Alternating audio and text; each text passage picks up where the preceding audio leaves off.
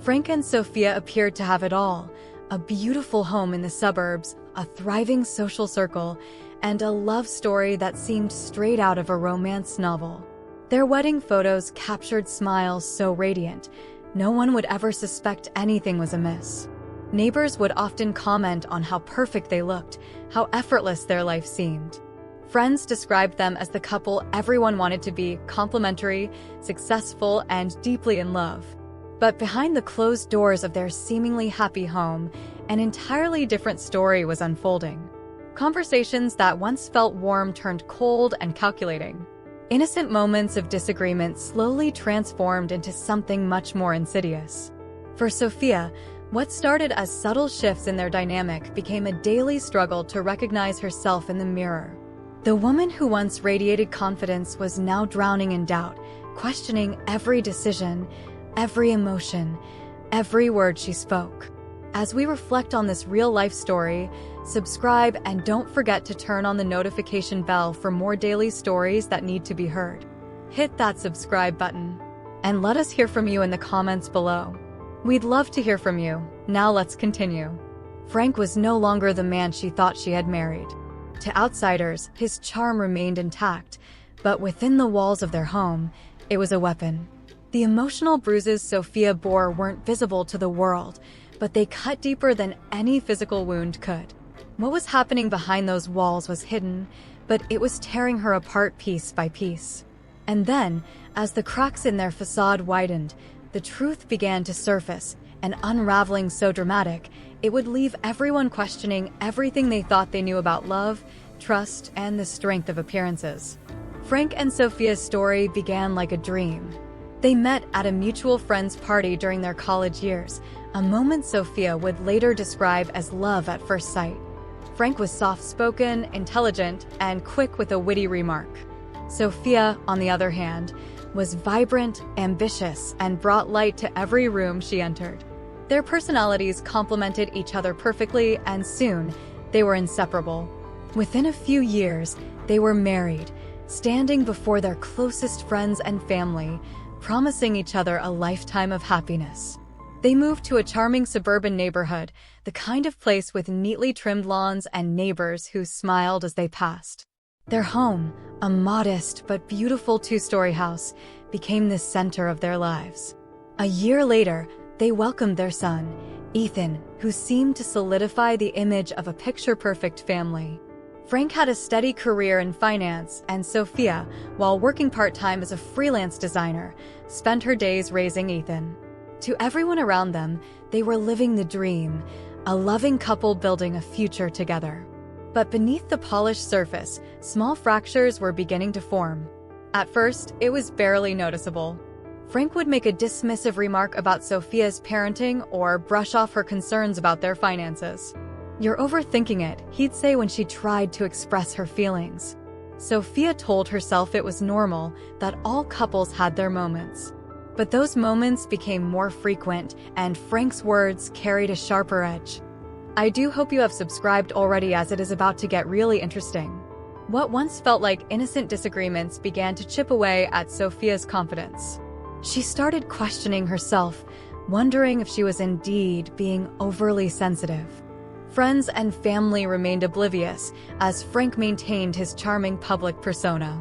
Yet inside their home, an unsettling dynamic was taking root, one that would quietly shape the course of their marriage. Sophia couldn't pinpoint the exact moment when things shifted, but the change was undeniable.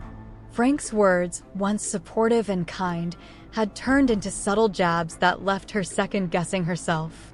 If she voiced a concern, Frank would dismiss it with a calm, almost condescending tone. "You're just being dramatic, Sophia," he'd say. "Why do you always make such a big deal out of nothing?" The more she tried to stand her ground, the more he made her feel like her emotions were invalid, even irrational. The financial control was another layer of the growing tension. Frank insisted on handling all their money, saying it was his responsibility as the breadwinner.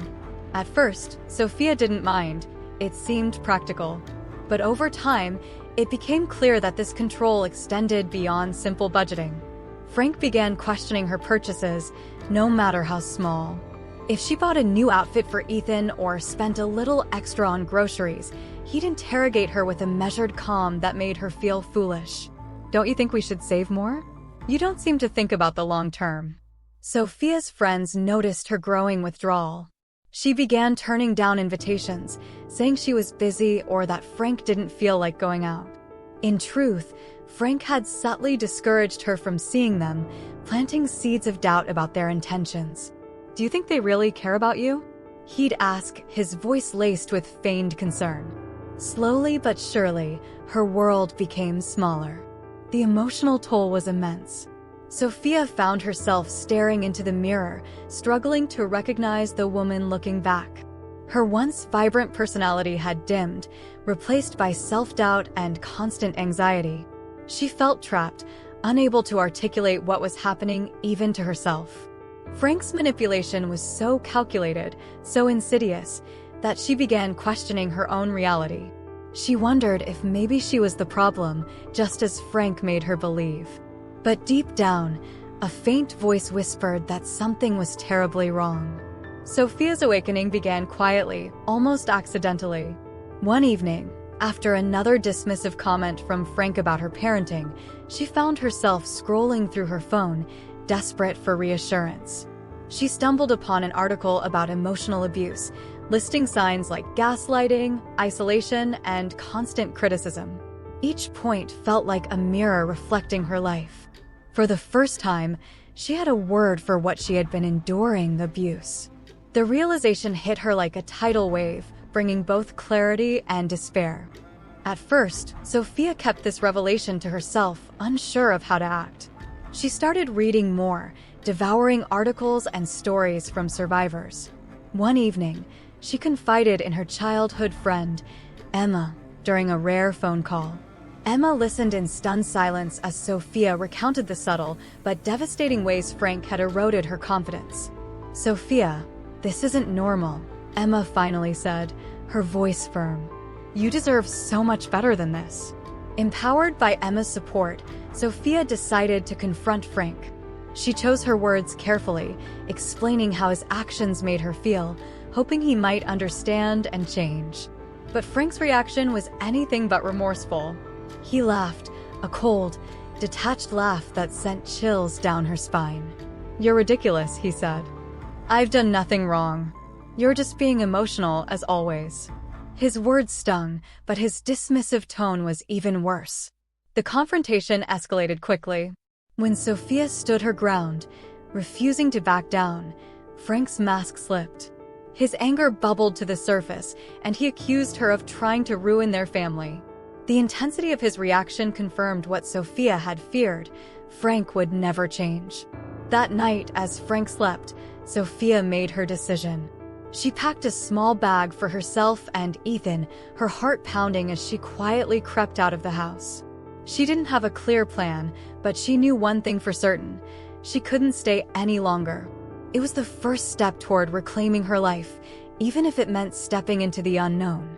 When Sophia left, it didn't take long for the news to ripple through their social circle. Friends and neighbors who once admired Frank and Sophia as the perfect couple were stunned. Many struggled to reconcile the charming, charismatic Frank they knew with the man Sophia described. Some expressed support for Sophia, applauding her courage to leave, while others hesitated, unwilling to believe that Frank was capable of such behavior.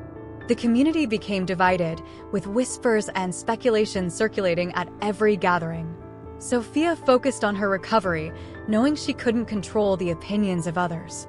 She sought therapy, where she slowly unraveled the years of manipulation and self-doubt Frank had inflicted. Her therapist provided her with the tools to rebuild her confidence and set healthy boundaries. She also filed for a restraining order, ensuring that Frank couldn't contact her or Ethan directly. The legal process was daunting, but it marked a critical step in reclaiming her autonomy. Frank, meanwhile, was quick to control the narrative. He portrayed himself as the victim, a husband blindsided by an ungrateful wife who took everything from him. He denied Sophia's accusations, dismissing them as exaggerations born from her fragile emotions. To those who would listen, he painted a picture of himself as a devoted father unfairly cut off from his son. But cracks began to form in Frank's facade. Some of Sophia's friends and family, armed with her newfound strength and courage, started sharing their own observations, moments when Frank's charm had seemed forced or his jokes had carried an uncomfortable edge. Over time, more people began to see the truth. Sophia's journey wasn't easy, but each step brought her closer to freedom. With the support of her therapist, Emma, and a growing network of allies, she started to rebuild her life. She found a new home, started working full-time, and began to rediscover the vibrant, confident woman she had once been. It was a long road, but for the first time in years, she felt hope. Sophia's story serves as a powerful reminder of how emotional abuse can hide behind the facade of a seemingly perfect relationship. It isn't always loud or obvious. Often, it's the quiet erosion of self-worth through gaslighting, manipulation, and control. The signs may seem subtle at first: dismissive comments, isolation from loved ones, or constant questioning of one's reality. But over time, these behaviors can leave deep emotional scars. Please, my lovely family, remember to subscribe and hit the bell icon so that you won't ever miss the next thrilling story coming up next. For anyone watching, it's crucial to recognize these signs, whether in your own relationship or in someone else's. Abuse doesn't have to leave visible bruises to be real. Pay attention to how someone makes you feel.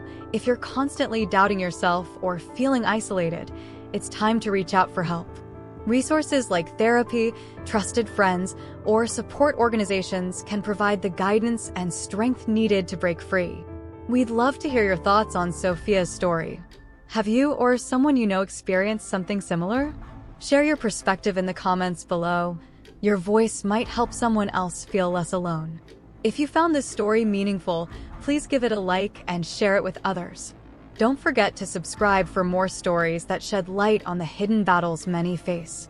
Together, we can foster understanding, compassion, and awareness. Thank you for watching, and remember, no one deserves to feel trapped or powerless in a relationship. There's always a way forward, and there's always hope.